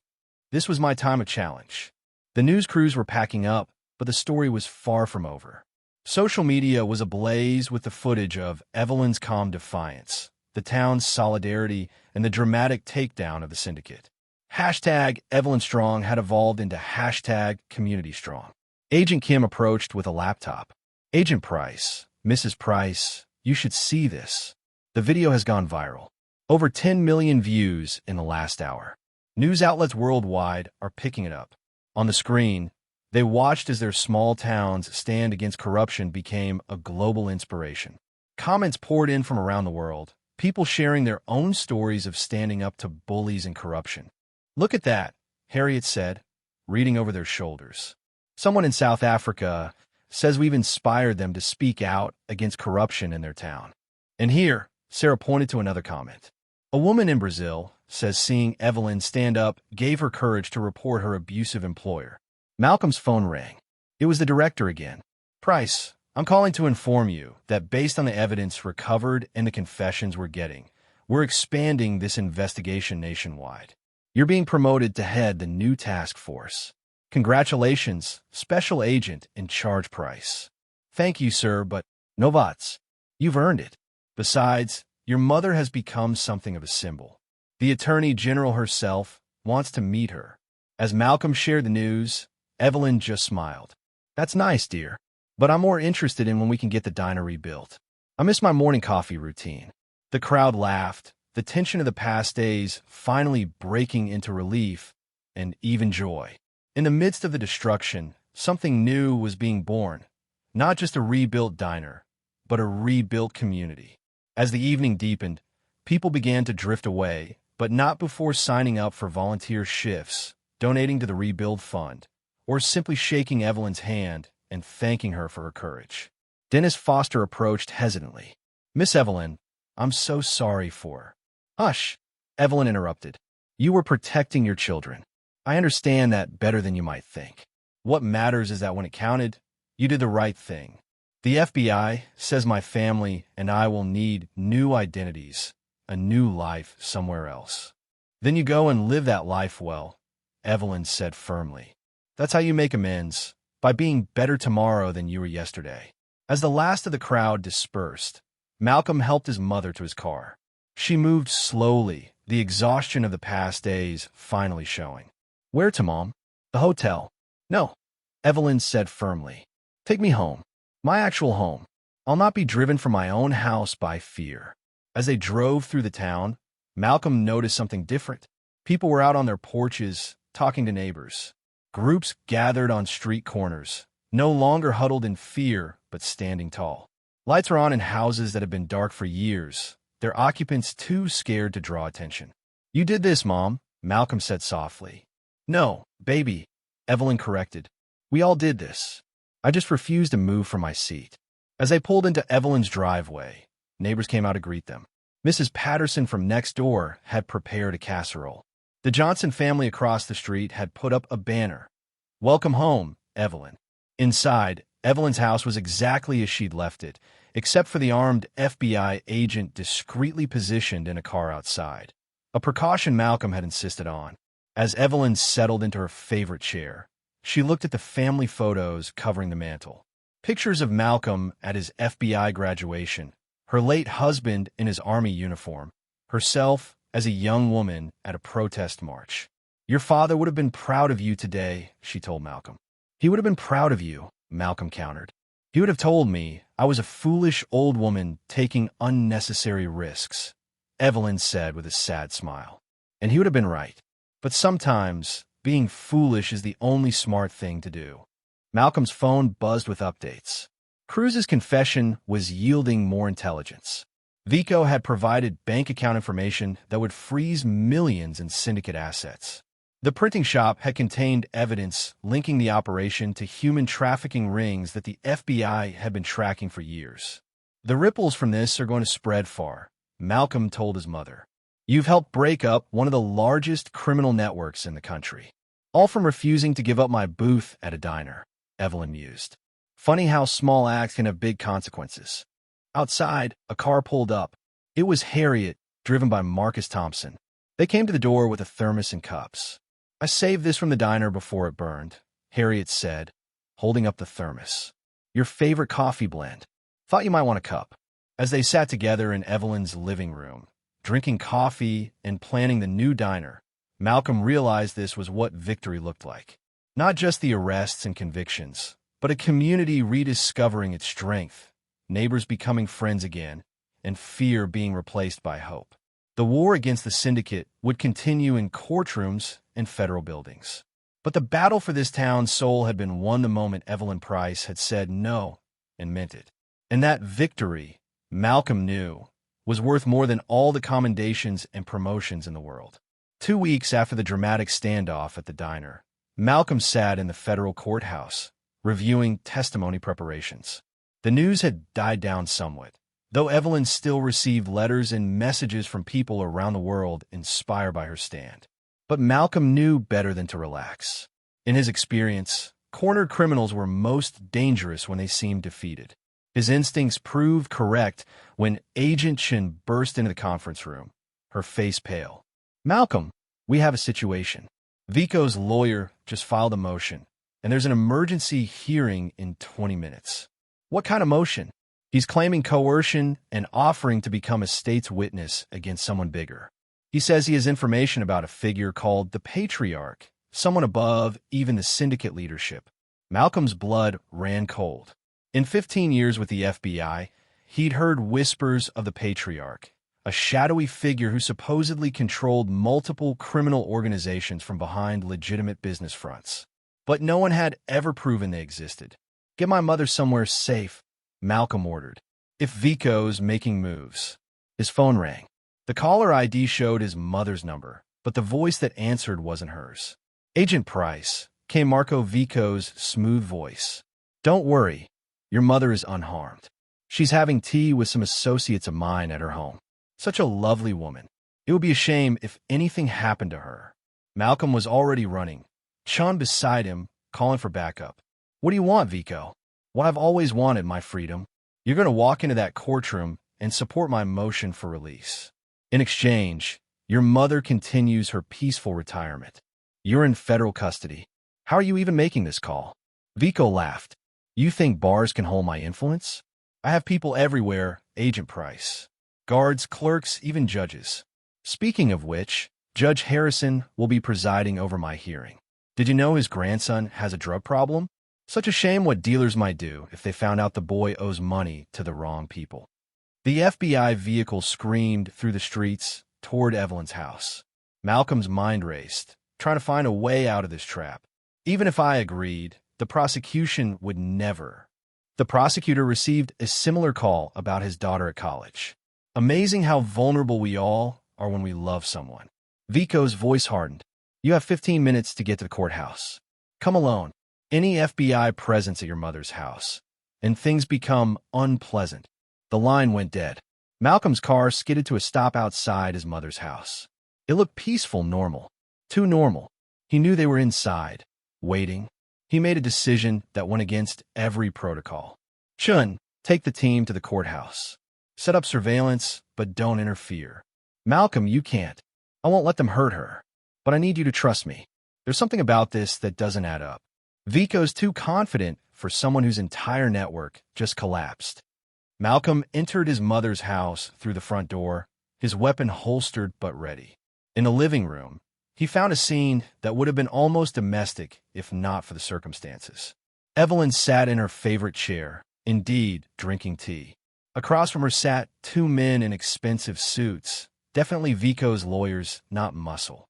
They looked uncomfortable, as if they'd rather be anywhere else. Hello, baby, Evelyn said calmly. These gentlemen were just explaining how the legal system works. Fascinating stuff. One of the lawyers stood. Agent Price, we're here to ensure you understand the situation. Mr. Vico's offer is generous. Vico's offer is extortion, Malcolm interrupted. And your accomplices. We're attorneys conducting a negotiation, the other lawyer said carefully. Nothing illegal about that. Malcolm studied them, then his mother. Something in her eyes. She was trying to tell him something. Mom, are you hurt? Oh no, dear. In fact, Mr. Fitzgerald here. You remember him, Carl's former lawyer, was just telling me about his crisis of conscience. Malcolm looked at Fitzgerald sharply. The man was sweating despite the cool temperature. I don't know what she means, Fitzgerald stammered. Don't you? Evelyn asked innocently. You were just explaining how you kept records of all the illegal things Vico asked you to do. As insurance, you said. The other lawyer turned on Fitzgerald. You did what? The room erupted into chaos as the two lawyers began arguing. Malcolm saw his opportunity. Fitzgerald, you're already going down for money laundering. But if you cooperate now, provide those records. They'll kill me. They'll kill you anyway, Evelyn said matter-of-factly. Men like Vico don't leave loose ends. Your only chance is to trust my son. Fitzgerald's hands shook as he pulled out his phone. I recorded everything. Every threat, every bribe, every order. Including the call Vico made an hour ago ordering the judge's grandson to be grabbed if the hearing doesn't go his way. Malcolm immediately called Chun. We need units to Judge Harrison's house now. His grandson's in danger. Within minutes, the situation had reversed. The lawyers were in custody, Fitzgerald was in protective custody, singing like a canary, and Vico's leverage had evaporated. At the courthouse, Vico sat confidently until he saw Malcolm walk in with Fitzgerald and a stack of recordings. His face went white as he realized his plan had failed. Your Honor, the prosecutor announced, we'd like to add additional charges of conspiracy to kidnap, extortion of federal officials, and witness tampering. But Vico wasn't finished. He stood suddenly and shouted, You want the patriarch? I'll give you everything. Names, dates, locations. But I want full immunity. The courtroom buzzed with excitement. The patriarch, the mythical figure at the top of organized crime's pyramid. Malcolm's phone vibrated with a text from an unknown number. Vico talks. Everyone dies. Starting with the old lady. He showed it to Chun, who immediately began tracing it. But Malcolm had a different idea. Your Honor, Malcolm said, standing. I'd like to request a brief recess. There's someone who needs to hear Mr. Vico's offer. 20 minutes later, Evelyn entered the courtroom. She walked slowly but purposefully to the witness stand. Mrs. Price, the judge said, confused, you're not scheduled to testify today. I know, Your Honor, but I have something to say that might resolve this situation. She turned to face Vico directly. Mr. Vico, you keep trying to bargain with things you think are valuable. Information, threats, fear. But you're missing something important. And what's that, old woman? The patriarch you're so eager to sell out? He's already been arrested. 2 hours ago in Miami. The FBI has been building a case for 3 years, and your sloppy operation here gave them the final pieces they needed. The courtroom erupted. Vico's lawyer frantically checked his phone, then whispered urgently to his client.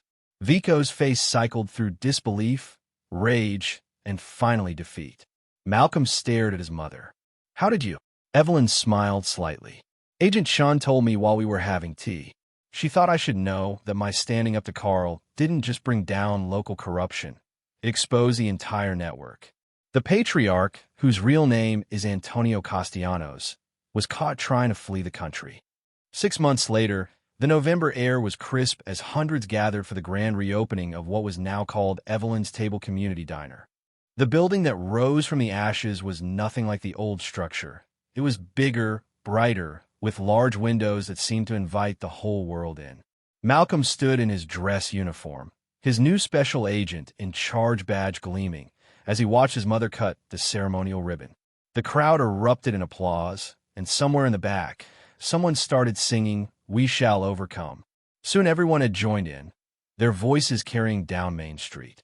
Inside, the diner was packed within minutes. The walls were covered with photos from that fateful day. Evelyn in her burgundy cardigan, the community standing together, the moment Valentina surrendered. A plaque by the door read, "Silence is how fear fattens, Evelyn Price." Officer Daniels, now Chief Daniels after winning a special election, sat at the counter in his crisp new uniform. The corruption that had infected the department had been rooted out, with 7 officers convicted and imprisoned. Reed's decoded notebook had led to a complete restructuring of local law enforcement. "Still can't believe it's over," Daniels said to Malcolm. "The trials are over," Malcolm corrected. "The work of rebuilding trust? That'll take years." At a corner booth, Sarah Mitchell sat with a laptop, working on her book about the events. A major publisher had offered her a 6-figure advance for the story of how one small town stood up to organized crime. She'd insisted on donating half to the diner's community fund. "Miss Evelyn," she called out, "can you confirm this quote from your testimony? You said, 'Evil flourishes when good people convince themselves they're too small to make a difference.'" "That's right, child," Evelyn confirmed, refilling Sarah's coffee. She'd insisted on volunteering as a server during the opening, despite Harriet's protests. "Though I think I borrowed that from someone smarter than me." Harriet emerged from the kitchen, her face flushed with the heat and excitement. The new kitchen was 3 times the size of the old one, with equipment donated by restaurant suppliers horrified by what had happened. "Order up," she called, then paused to survey her domain. "You know, in a strange way, I'm grateful for what happened." Marcus Thompson, who'd become chairman of the diner's community board, looked up from his meal. "Grateful, not for the violence or the fear," Harriet clarified. "But it woke us up, made us realize what we'd been accepting as normal wasn't normal at all." The bell over the door chimed, and everyone tensed for a moment. Old habits died hard. But it was just the mailman, Bobby Turner, carrying a large package. "Special delivery for Evelyn Price," he announced. "Return address says Department of Justice, Washington, D.C.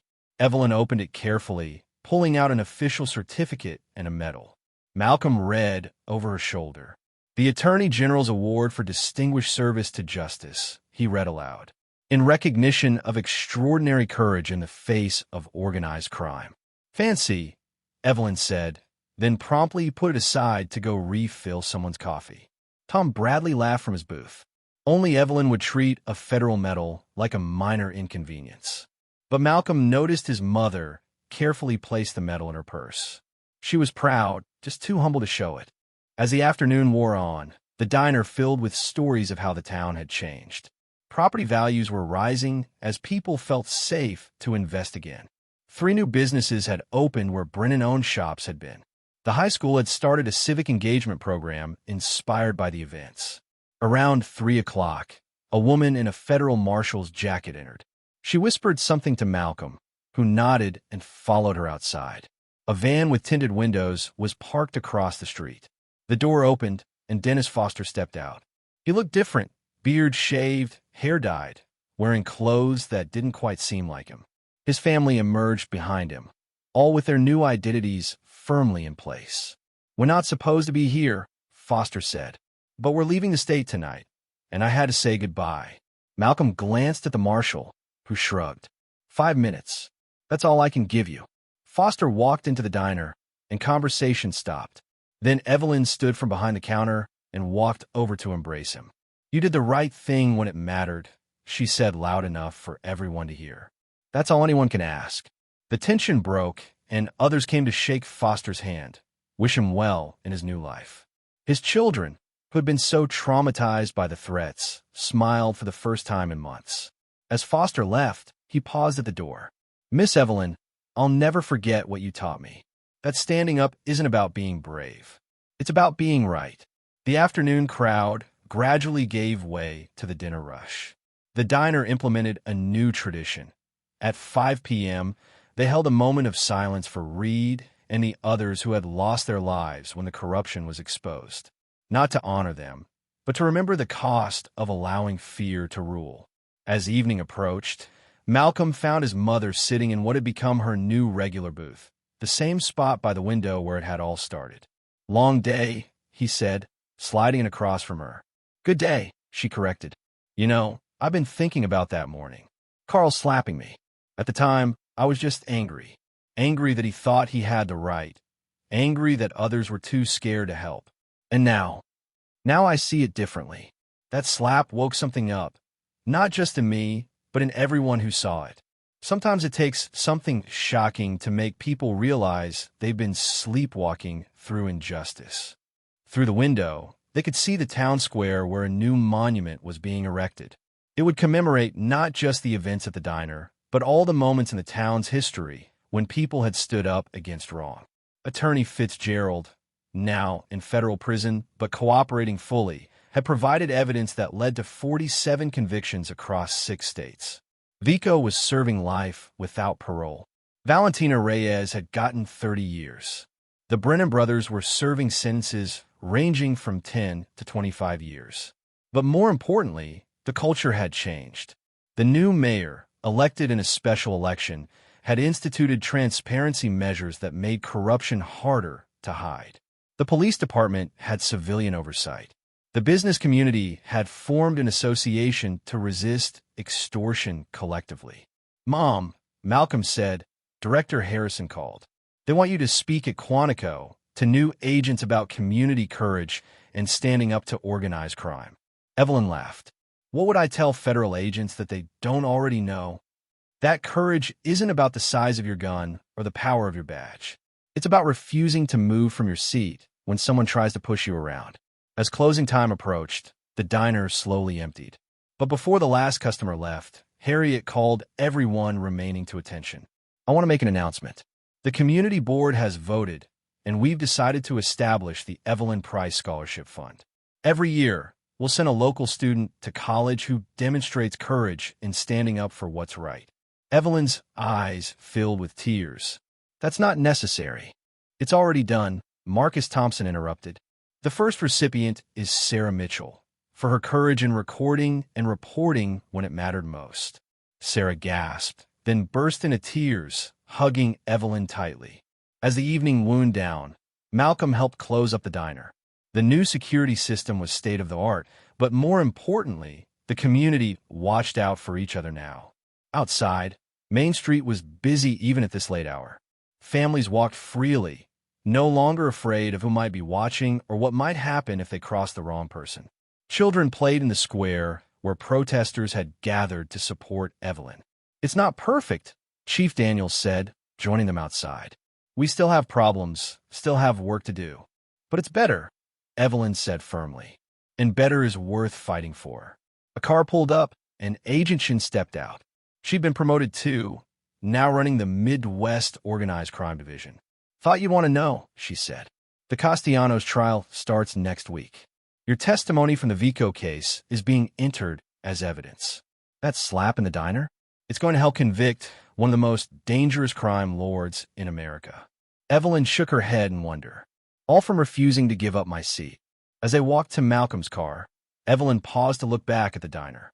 The neon sign reading Evelyn's Table glowed warmly in the darkness. "You know what I want my legacy to be?" she asked. "What's that, Mom?" "Not that I was brave or special or heroic. Just that I was an ordinary person who said no when it mattered.